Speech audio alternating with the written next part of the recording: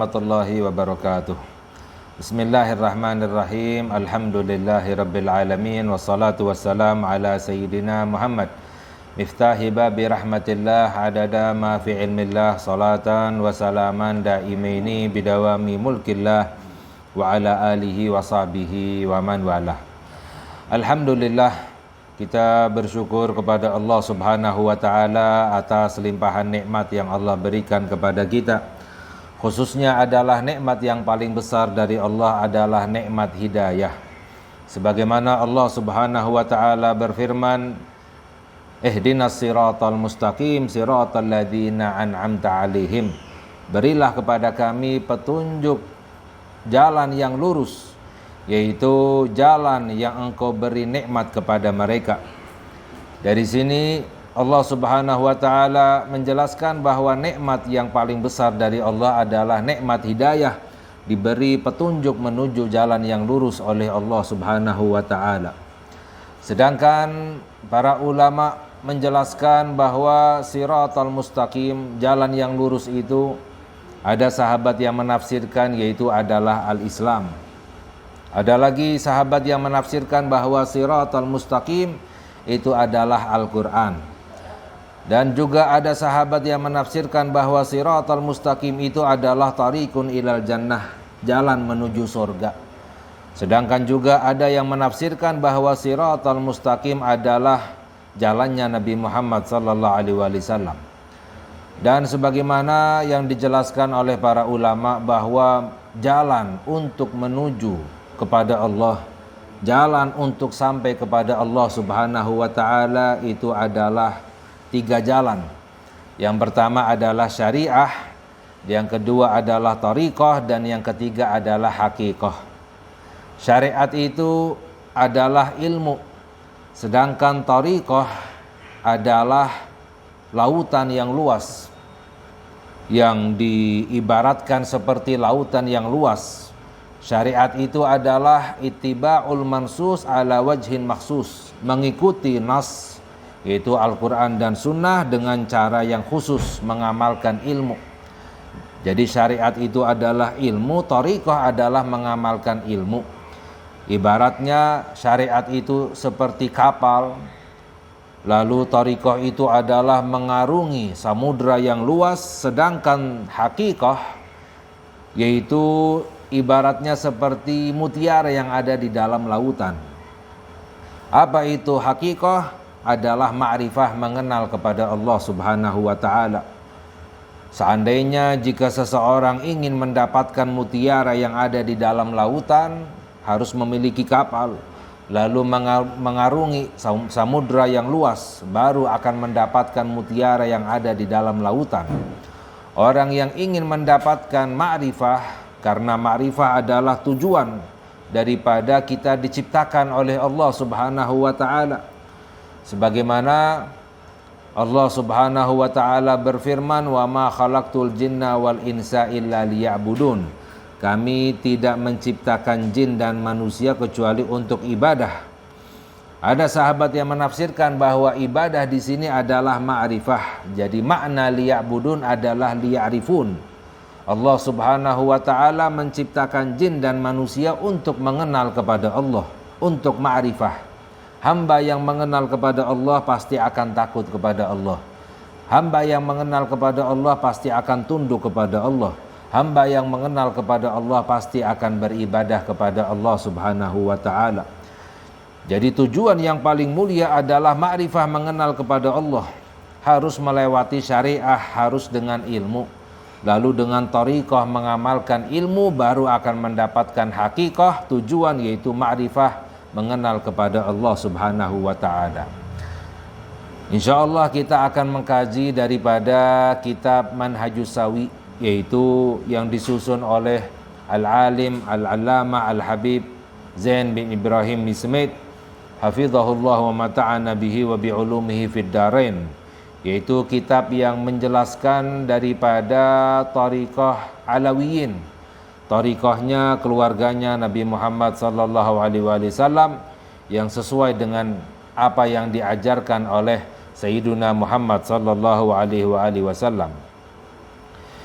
yaitu dijelaskan yang pertama qala musannif hafizahullahu taala bismillahirrahmanirrahim alhamdulillahilladzi bi ni'matihi tatimmus shalihat wa tanzilul barakat wa tahsulun nafahat wa sallallahu wa sallama ala sayyidis sadat wa qudwatil gadat Muhammad bin Abdullah khairi makhlukin fil ardi was samawat wa ala alihi ma'adinil hikmati wa amnil ummah wa mafatihir rahmat wa ashabihi nujumil ihtida'i wa masabihil iktida' wa tabi'ihim bi ihsanin ila yaumil miqat fi kulli lahdatin abada adada ma ahata bihi ilmullahi wa midadu kalimatillahi tammat wa ba'du.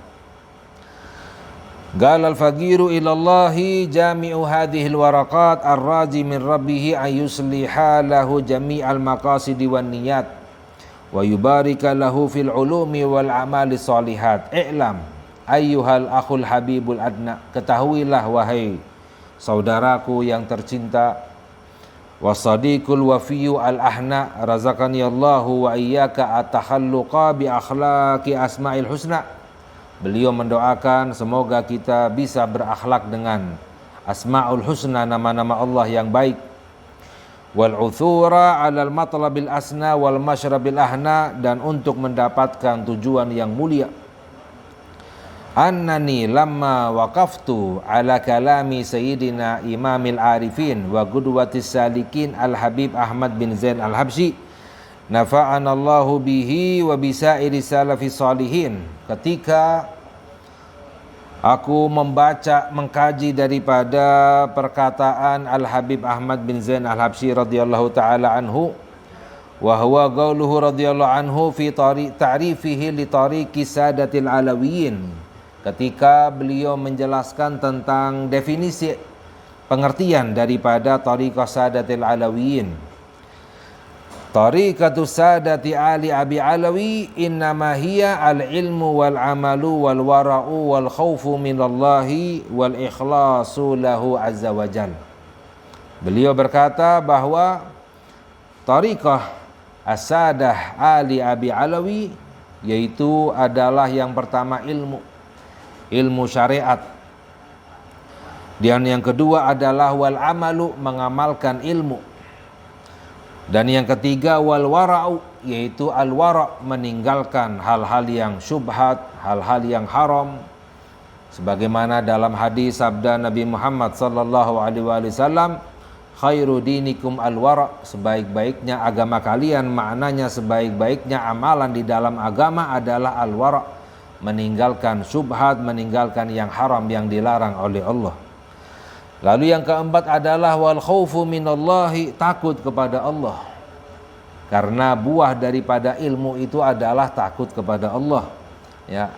Al ilmu khasyah, dalam hadis sabda Nabi Muhammad sallallahu alaihi wasallam, buah daripada ilmu itu adalah takut kepada Allah.